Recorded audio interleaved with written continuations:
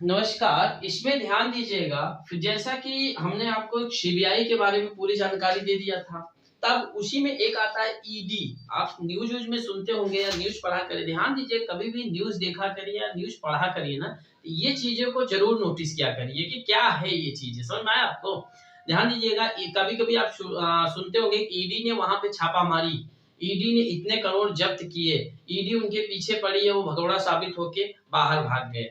तो ये सब देखा करिए, ठीक है। तो देखिए, जो न्यूज आता है हर शब्द का जानकारी रहना हमको जरूरी होती है। ईडी क्या होता है, ध्यान दीजिएगा, इन्फोर्समेंट डायरेक्टरेट। ये क्या होता है? प्रवर्तन निदेशालय। क्या होता है इसका फुल फॉर्म? प्रवर्तन निदेशालय, जो एक बहु अनुशासनात्मक अनुशासनात्मक संगठन है। ठीक है, ये क्या है? अनुशासनात्मक संगठन है, जो जैसे मनी लॉन्ड्रिंग अपराध और विदेश मुद्रा का कानूनों का उल्लंघन की जांच करता है। अब आप बोलिएगा मनी लॉन्ड्रिंग क्या होता है? ध्यान दीजिएगा, आप कई बार इसका शब्द समझते होंगे। मनी लॉन्ड्रिंग क्या होता है? आज इस क्लास को देखने के बाद आप इसको भूल जाइए कि अब ये शब्द दोबारा हमको नया लगेगा। ध्यान दीजिएगा, मनी लॉन्ड्रिंग क्या होता है? ध्यान दीजिएगा, अवैध धन को वैध करना। मनी लॉन्ड्रिंग का अर्थ क्या होता है मेरे प्यारे दोस्तों? अवैध जो धन है, अवैध धन को वैध करना।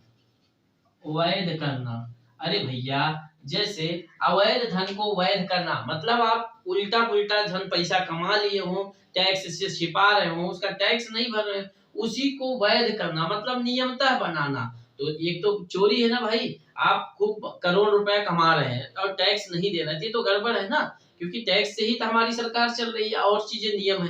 तो अवैध धन को वैध करना ही क्या होता है? ये मनी लॉन्ड्रिंग का मतलब समझ में आया? अवैध धन को वैध करना, जैसे विदेशी मुद्रा का यूज करना, ये सब चीजें अपराध करना, ये चीजें को उल्लंघन की जो जांच करता है, कौन करता है? ईडी करता है। यह आर्थिक कानूनों को लागू करता है। यह क्या करता है?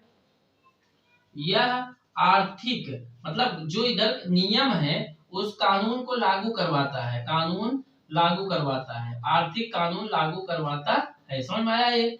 अब ध्यान दीजिएगा, मनी लॉन्ड्रिंग, जैसे मनी लॉन्ड्रिंग का शब्द आप सुनते होंगे हमेशा ना, तो समझ में आया? यह किसके? वित्त मंत्रालय के राजस्व विभाग के अंतर्गत कार्य करता है। यह वित्त वित्त समझ रहे ना, वित्त मंत्रालय के राजस्व विभाग, राजस्व विभाग के अंतर्गत कार्य करता है, के अंतर्गत कार्य करता है।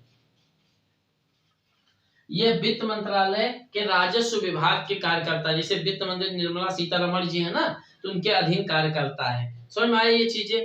देखिए, ध्यान दीजिएगा, ये जो ईडी होता है ना, जैसे गलत तरीके से कमाया गया धन, जिसे किसी तरह से वैध बनाना, उस पर टैक्स छिपाया गया हो, उस पर छापेमारी करता है। जैसे आप गलत तरीके से जब धन कमाते हैं, गलत तरीके मतलब सीधे समझ रहे हैं आप, टैक्स से छिपाया गया हो, उससे टैक्स छिपाया हो, या कोई जो काम वैध ना हो, आप सरकार से छुपा के कोई काम कर रहे, पैसा कमा रहे हैं, तो उस गलत तरीके से जो कमाया गया धन होता है या उस पे टैक्स आप छिपाए हैं, तो उस पे ईडी क्या करती है? छापेमारी मत करती है, उसे जांच करती है। समझ में आया आपको? ये क्या करते हैं? जांच करती है। मान लीजिए जैसे एक शब्द होता है भगौड़ा। भगौड़ा समझते हैं? भगौड़ा नहीं समझते? देखिए, भगौड़ा जो पकड़े जाने की डर से भाग रहा हो, एक भगौड़ा होता है। ये सरकार साबित करती है। भगौड़ा शब्द क्या है? जो जो पकड़े जाने की डर से भाग रहा हो, जो पकड़े जाने की डर से भाग रहा है, उसे क्या बोला जाता है? भगौड़ा। समझ में आया ये सब? ये भगौड़ा शब्द ईडी का है, जो पकड़े जाने की डर से। देखिए, मनी लॉन्ड्रिंग समझ में, अवैध धन को वैध करना। भगौड़ा जो पकड़े जाने की डर से कानून से भाग रहा हो, उसे क्या कहा जाता है? भगौड़ा। ध्यान दीजिएगा, ईडी जो होता है यही करता है। जैसे हमारे विजय माल्या जी हैं, एक ये भी भगौड़ा साबित है। देखिए, भगौड़ा सरकार साबित कर देती है ये नीरव मोदी 13,540 करोड़ रुपया पंजाब से लेके भाग गया है वो। समझ में आया? अभी 13,540 करोड़ रुपए कहाँ लेके ब्रिटेन भाग गया है। उसकी संपत्ति को कुर्क भी आदेश करता है। कुर्की मतलब होता है कि उसकी संपत्ति को सारा अपने अधीन कर लेना, सरकार अपने अधीन कर लेती है। और भगौड़ा भी उसके संपत्ति के भगौड़ा मतलब उसकी भगौड़ा घोषित कर दिया गया, मतलब वो कानून से भाग रहा है। ठीक है। ईडी की स्थापना जो हुई थी 1 मई 1956 को हुई है। 1 मई 1956 को ईडी की स्थापना हुई थी। कब हुई थी मेरे प्यारे दोस्तों? 1 मई 1956। समझ में आया ये शब्द समझ, भगौड़ा, मनी लॉन्ड्रिंग समझ में आया ये ईडी कुछ कानून की तरह कार्य करता है। जैसे गलत तरीके से कमाया गया धन, ये सब कानून की तरह काम करता है। ध्यान दीजिएगा, ये मतलब ईडी जो होता है, कई अपराधी ऐसा होते हैं जो अपराध करके भारत के बाहर भाग जाते हैं। कई अपराधी जो होते हैं या कई पैसा लेके इधर टैक्स छिपा के भारत के बाहर भाग जाते हैं। जैसे नीरव मोदी देखिए भगौड़ा साबित हुआ ना। यहाँ पे क्या किया उसने, 13,540 करोड़ रुपया पंजाब नेशनल बैंक से लेके कहाँ भाग गया? ब्रिटेन भाग गया है। तो उसको क्या की सरकार ने भगौड़ा साबित कर दिया। ठीक है, ये क्या ये होता है। तो ऐसे के लिए ईडी कानून बनाती है, ईडी अपने हिसाब से उनसे निपटती है। ठीक है, अब ध्यान दीजिएगा, ईडी एक ऐसी जांच एजेंसी है जो मनी लॉन्ड्रिंग के मामले में नेताओं या किसी को भी समन भेज सकती है। ध्यान दीजिएगा, ईडी जो शब्द है, ईडी जो कानून है, इंफॉर्मेशन डायरेक्टरेट, ये प्रवर्तन निदेशालय जो है, ऐसा इसके पास ये कानून है, ये किसी भी नेता या कानून को, समझ में आ रहा है? ईडी एक ऐसी जांच एजेंसी है जो मनी लॉन्ड्रिंग के मामले में, ईडी जो है ऐसी जांच एजेंसी है जो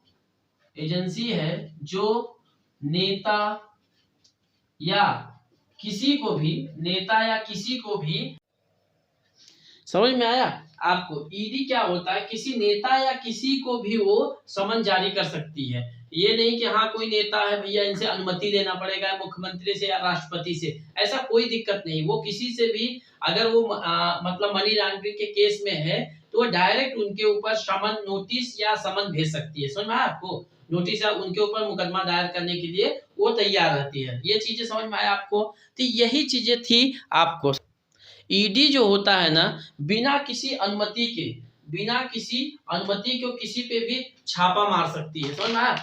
मतलब ईडी जो होता है बिना किसी अनुमति के किसी पे भी छापा मार सकती है। समझ में आया? छापा मार, संपत्ति भी जब्त कर सकती है, किसी के भी छापा मार सकती है और संपत्ति जो होता है, संपत्ति जब्त कर सकती है। किसी का भी अगर उसको शक हुआ तो संपत्ति जब्त कर सकती है। समझ में आया ये चीजें?